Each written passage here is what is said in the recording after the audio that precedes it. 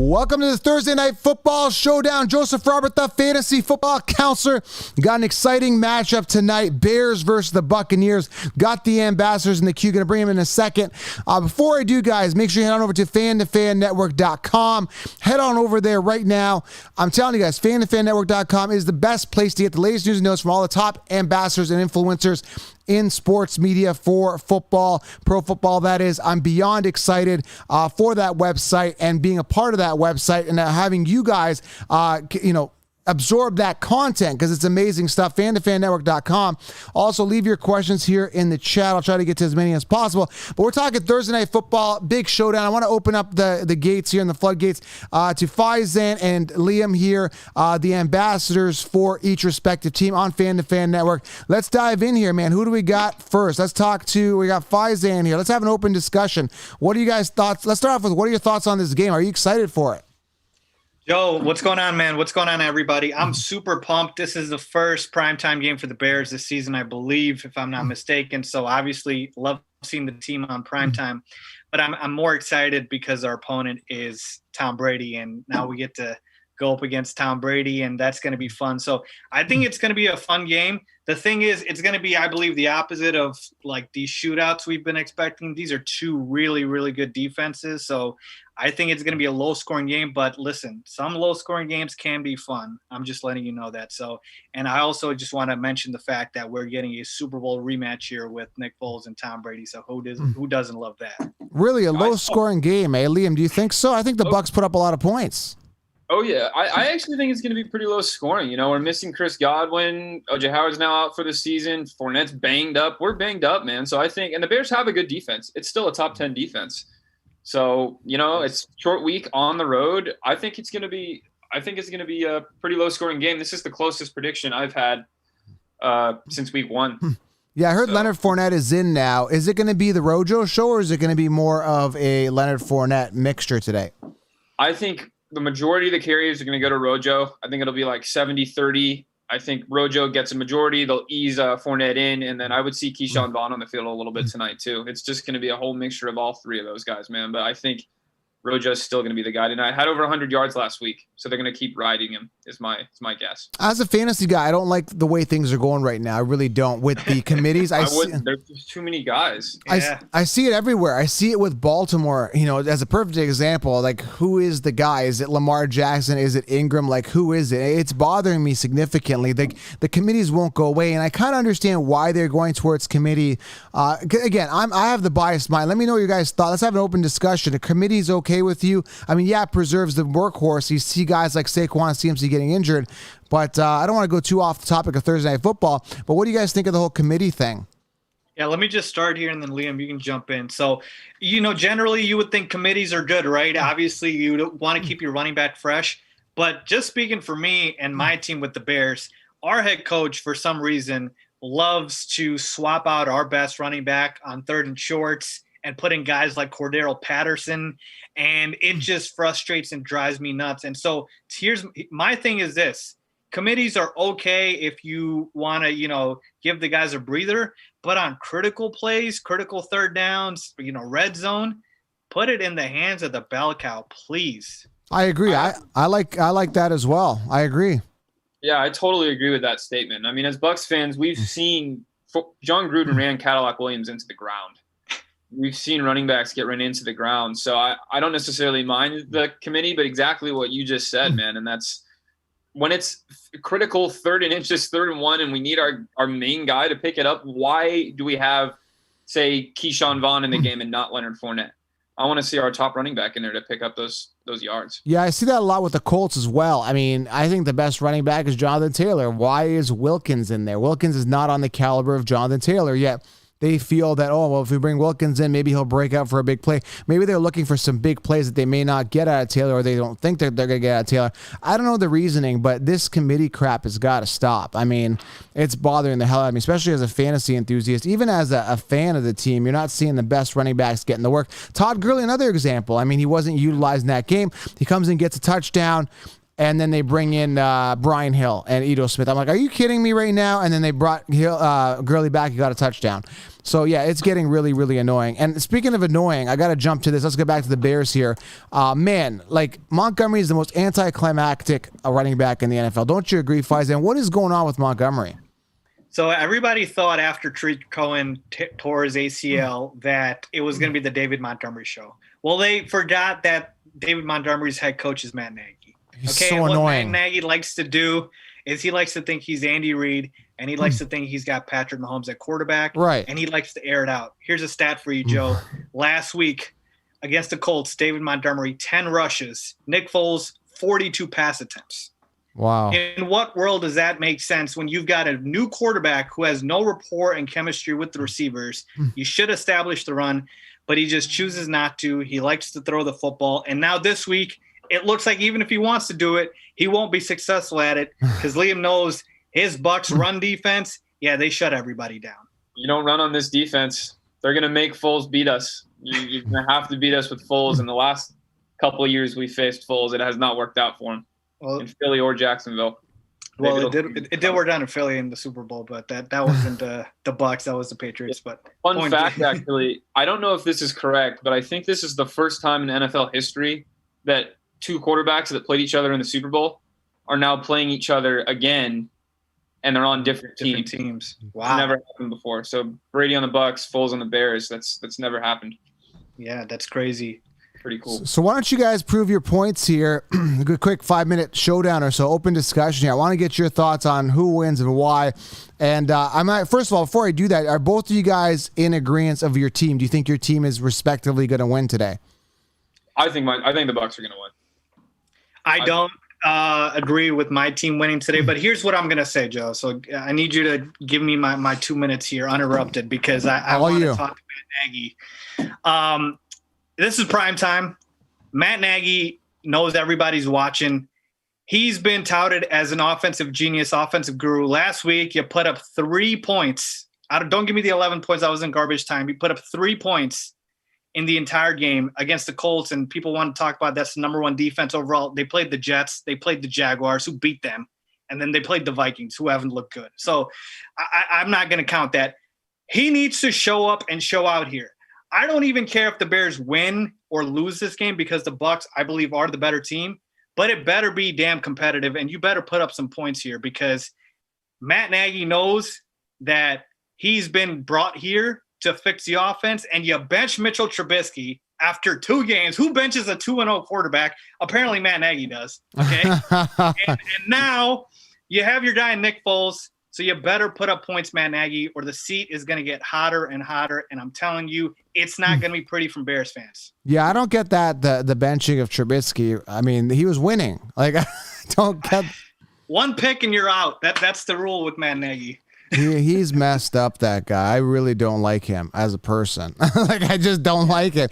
I don't know. Maybe I don't know him as a person, but I don't like him. I don't like the way he's trying to get too cute. He's sitting on this overinflated 3-1 record. Now, I don't think it's as advertised here. I don't think they're a 3-1 team, but they somehow pulled it out. I mean, I would have thought going into the season the Falcons are a better team, and here we are, week 5, and there's a lot of shocks. A lot of other teams are a bit of a, Minnesota shouldn't be where they are either. I think they've got a lot more talent than the Bears. So yeah, man. I mean, Liam, what do you think of that? I mean, do you think Nagy's the real deal? Do you think he's going to do you think he has enough of a game plan to beat your Buccaneers today? I don't. Offensively, we said it in our stream earlier this week. I don't think they have enough talent on offense against this Bucs defense, and I just don't think Foles is the answer. I do think it's a short week on the road for the Bucs, as I've said, and they're banged up. The Bears are an NFL football team. They've got good defensive players. I don't think this is going to be – they're going to bring it. So I think this is going to be a close game. It's going to be competitive. If not, like Faizan just said, then Nagy should probably start worrying because you're at home, short week. I mean, you got to play, man. So defense is the only thing that can hold the Bears in, though. If they have a chance of winning, that's it. Joe, let me add one caveat to that. There's one way I believe the Bears can win this game. The one way is you keep Tom Brady off the field. Okay, and how do you do that? Usually you would run the football, right, and milk the clock. Well, you can't run on this team. So Matt Nagy needs to use the short passing game as an extension of the run game to try and get long drives. And that's been an issue, obviously. So that's why I say it's unlikely. But that is the one way I believe the Bears can win. You keep Tom Brady off the field. You let your defense do what they do, and you milk the clock out and just take as long as possible. And I think from the Bucs end, it's max protect, keep Khalil Mack, Akeem Hicks, Robert Quinn, keep these guys off Tom Brady. Same thing, short passing game, dink and dunk to the running backs with an occasional play action deep downfield to the speedster Scotty Miller and Mike Evans. But I think it's going to be a quick game, a lot of running, a lot of short passes, so not a lot of stoppages of the clock. And in the end, whoever plays better defensive ball comes out with the win. Right. So I want to get some final scores out of you guys here and a couple fantasy questions. Scotty Miller, actually, first of all, is he going to be one of the leaders? Could he be the big fantasy guy here for the Bucs, Liam? Yes. He's actually leading the team in receiving right now through 4 weeks over Mike Evans. I mean, Chris Godwin's been hurt, but I think the past 2 weeks he's had over 80 yards. He had a touchdown last week. He's the speed demon.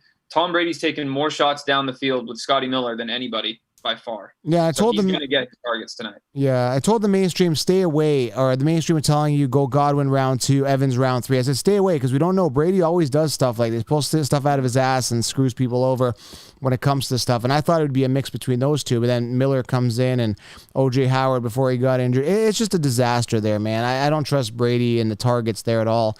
But yeah, I mean, what's your final score, Liam, on this? How does this play out? I'm going to say it's Buccaneers 20, Bears 16. I've been saying it all week. I'm going to stick with it. I think the line's 3.5 now. So it's 3.5. So I'm going to say a 4-point win for the Bucs. What about you, Faizan? What are your thoughts, man? Yeah, I'll stick with mine as well, which I mentioned, Liam. 24 Bucs, 14 Bears. Obviously, low scoring from the Bears end, but they didn't show me anything last week to say that they're going to put up points. Hopefully I'm wrong. These are the only times I like to be wrong, Joe, when I pick the Bears to lose. So let's hope I'm wrong here. I think the reverse jinx works. It's really weird because I ended up saying, because I was all on Gurley this year for fantasy, I ended up doing an Instagram post. And in that post, I said, it was in first half, I think. I said, well, Gurley sucks. And so do the Falcons. He comes out, gets 2 touchdowns, puts up around 20 points. So it's kind of reverse jinx. And we saw that with Dosa Dion with the Lions. He goes, well, I'm just going to say the Lions are going to lose. And then they ended up winning. So I think this reverse jinx thing kind of works. Yeah, I think so. And the other thing working in my favor is Liam's team's got a big game coming up next Sunday night, I believe, against the Packers. So maybe they just overlook the Bears and they look forward to the Rodgers versus Brady show. So I'm hoping they do that, but let's see. I hope this jinx thing isn't real. Bucs have not been 4-1 or better since 2005 through 5 games. It has been a long time. They can do it tonight. Yeah, I don't know, man. I don't see the Bears. I don't see how the Bears could win this game. Offensively, I don't think they have it. But mind you, like you said, the Buccaneers are a little banged up. I don't know. And Montgomery, man, like I said, he's just so boring to watch. It's like hands the ball over to Montgomery, and it was 1 yard. It's like for 2 yards. Every time, it's like he can't. I don't know, what is it? Why can't he just break out for a run? It's the most frustrating thing to watch. I'll tell you this much, Joe. The reason is the Bears' run game never gets in a rhythm. Because what happens is Matt Nagy will call a run play, and then he'll call like 5 pass plays, and then he'll call another run play. You got to let your running back get rhythm. Going There's no bit. Rhythm. Yeah, rhythm. There's no rhythm there. So that's the thing with Montgomery. So it's play calling. It's not his talent. Trust me, it's not his talent. This man can break tackles. I'm telling you right now, he's a good talent. But it doesn't matter if you're not going to get a good game plan. I saw that last year, man. It's just breaking the rhythm, and a lot of coaches are doing that. And there is guys that could probably come in. Maybe you guys can give me some names here. I could probably give you one where guys that don't really need rhythm, they're kind of just so talented. Guys like Alvin Kamara. I mean, Todd Gurley did it as well. They broke his rhythm. He came in and still did well. I think there is a couple of guys. Would you agree that maybe a guy like Kamara, it doesn't really matter? He can come in any down and kind of take off? I agree. Absolutely. Personally, I think McCaffrey's one of those guys. Of course, he got hurt. Yeah. Yeah, I mean, I love Montgomery, but he's not a top 5, 10 running back like these guys that you talked about, Joe Zeke, Kamara. These guys, they're all world talents. Yeah, there's only a handful of running backs, I feel like, that can do that.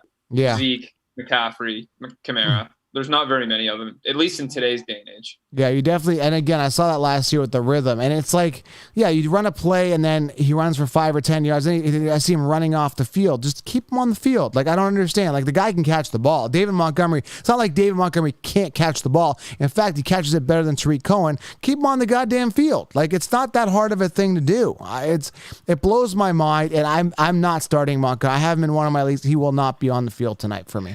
Yeah, I've been telling everybody who's been asking me about starting Montgomery, if you have a better option, start him, because this is not a good matchup, but there's going to be other spots, other weeks to play him. Yeah. All right, guys. Well, thank you, Faizan. We got your final score, right? Yep, 24-14, Joe. And one more thing I want to add. We might be throwing it back to 2011 because we got Jimmy Graham and Rob Gronkowski on the field. I want to see if they do anything, a little throwback Thursday. Wouldn't mind that. So a touchdown for both is my bold prediction. Let's see Gronk finally get in the end zone, man. Guys, let's see. That's what I'm saying. My bold prediction is and I want Liam, if you have one, my bold prediction is Gronk and Jimmy Graham get a touchdown each. All right. Wow, that is bold. That is bold. I haven't really thought of one, but if I'm gonna say one, I'll go with Shaq Barrett, 3 sacks tonight.